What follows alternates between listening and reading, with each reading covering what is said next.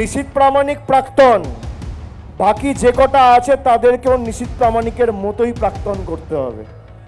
তার সাথে 10 জন রয়েছে, সবাই কুচবিহার জেলার মানুষ, এই মাটিতে জন্মেছে, বড় হয়েছে, এই মাটিকে পদে পদে সমৃদ্ধ করেছে।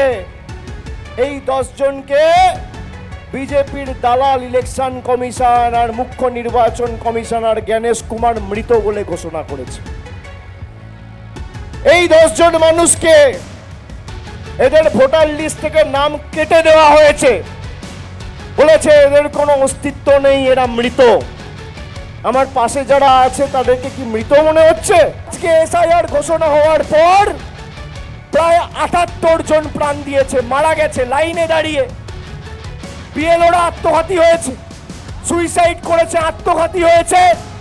অপরিকল্পিত এসআইআর কে দায় করে তার বিরুদ্ধে আগামী দিনের লড়াই।